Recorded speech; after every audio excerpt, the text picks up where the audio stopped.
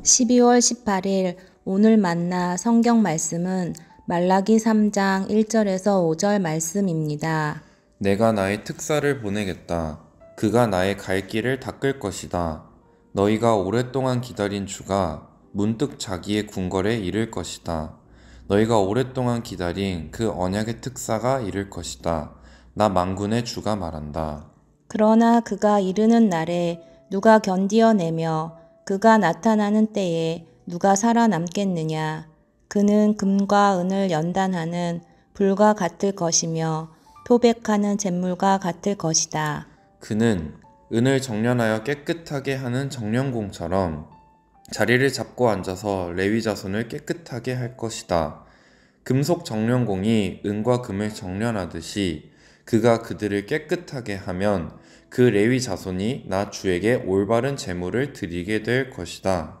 유다와 예루살렘의 제물이 옛날처럼 지난날처럼 나 주를 기쁘게 할 것이다. 내가 너희를 심판하러 가겠다. 점치는 자와 간음하는 자와 거짓으로 증언하는 자와 일꾼의 품삯을 떼어먹는 자와 과부와 고아를 억압하고 나그네를 학대하는 자와 나를 경외하지 않는 자들의 잘못을 증언하는 증인으로 기꺼이 나서겠다. 나 만군의 주가 말한다. 아멘.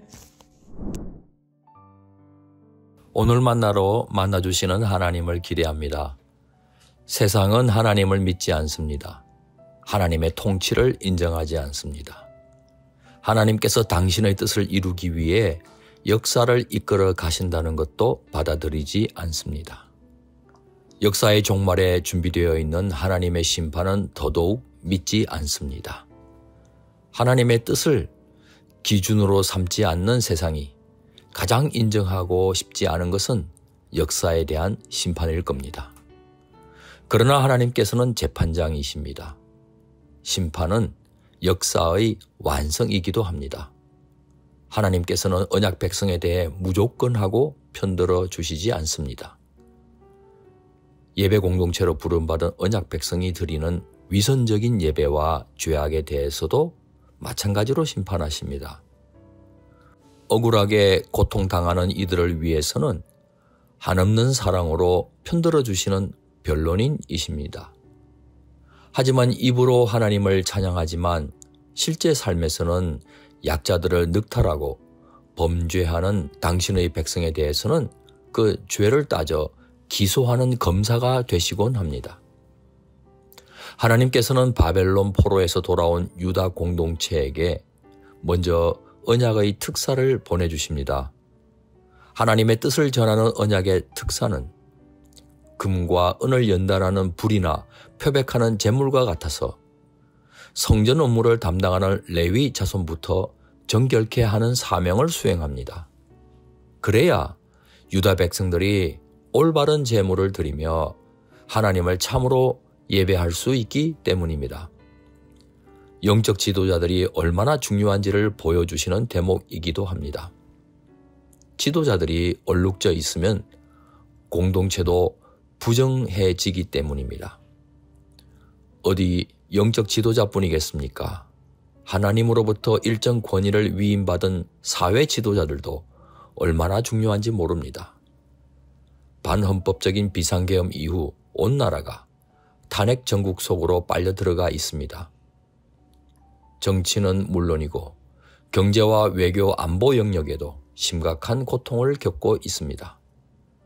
이렇게까지 할 줄은 몰랐다는 후회의 소리가 심심찮게 들려옵니다.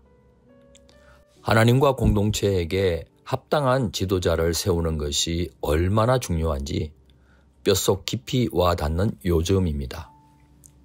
하나님과 무관하게 살아오던 사람들이 온 사회가 불공정과 불의에 휘달리는 것을 보게 되면 이제 와서 하나님께 책임을 묻곤 합니다. 공의의 하나님께서 어떻게 이럴 수가 있냐 하면서 말입니다. 하나님을 원망하고 심지어 조롱하곤 합니다.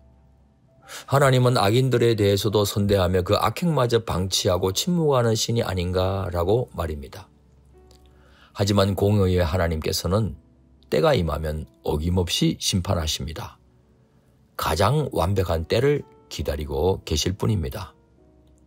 하나님의 뜻을 묻지 않고 주술에 기대어 사는 자, 행음하는 자, 얼굴빛 하나 변하지 않고 거짓말하는 자, 고의적으로 임금을 체불하는 자, 사회적인 약자들을 압제하는 자, 한마디로 하나님을 전혀 경외하지 않는 자들의 죄상을 낱낱이 드러내는 증인이 되시겠다고 하십니다.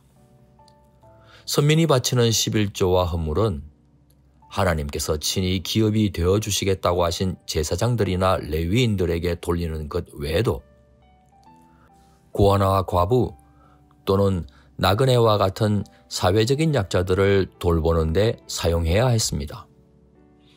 하나님께서는 재정적으로나 여러 가지 면에서 넉넉한 형편의 소위 강한 자들이 약한 자들의 그 연약함을 돌보지 않고 천대하거나 억울하게 만든 것을 놓고 당신의 11조를 도둑질한 거로 판단하실 뿐만 아니라 저주하십니다. 그러나 하나님 앞으로 돌아와 온전한 11조를 봉헌하면 그 죄악을 용서해 주실 뿐만 아니라 심지어 풍성한 복까지 약속하십니다. 10절 너희는 온전한 11조를 창고에 들여놓아 내 집에 먹을거리가 넉넉하게 하여라. 이렇게 바치는 일로 나를 시험하여 내가 하늘문을 열고서 너희가 쌓을 곳이 없도록 복을 붓지 않나 보아라. 나 만군의 주의 말이다. 우리 하나님께서는 당신의 공동체를 불의로부터 정결케 하실 뿐만 아니라 때로 심판까지 하십니다. 하지만 진심으로 돌이켜 어려운 이웃을 돌보기 시작하면 기다렸다는 듯이 복을 주십니다. 시험까지 해보라고 말씀하실 정도로 복을 내걸고 이웃 사랑을 강조하신 겁니다. 사랑하는 성도 여러분, 이 땅에 사람으로 오신 예수님을 기다리는 강림절입니다. 예수님께서는 하나님을 목숨 바쳐 사랑할 뿐만 아니라 이웃을 사랑하는 것이 가장 큰 계명이라고 하셨습니다.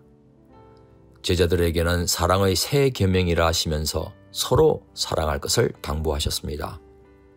매일의 일상에서 어려운 이웃을 살펴내고 그분들에게 실질적이고 구체적인 도움을 제공함으로써 말과 혀로만 하나님을 사랑하는 게 아니라 행함과 진실함으로 하나님을 사랑하는 높은 뜻 성도 되시길 축원합니다. 기도하시겠습니다.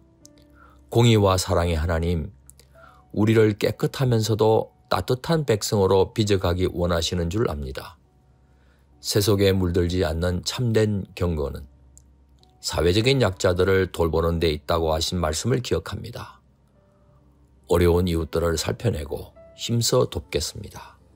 귀하신 예수님의 이름으로 기도합니다. 아멘. 이제 두 가지 제목으로 함께 기도하겠습니다. 첫째, 오늘의 말씀을 따라 기도하겠습니다. 어려운 이웃을 돌보고 사랑함으로써 하나님을 기쁘시게 해드리는 높은 뜻 사람이 되게 하옵소서. 둘째, 다음 세대를 위해 기도하겠습니다. 우리의 다음 세대가 어려운 이웃을 배려하고 존중하며 힘써 도울 줄 아는 따뜻한 마음씨를 갖게 해 주옵소서. 이 제목으로 기도하신 후에 개인 기도를 계속하시겠습니다.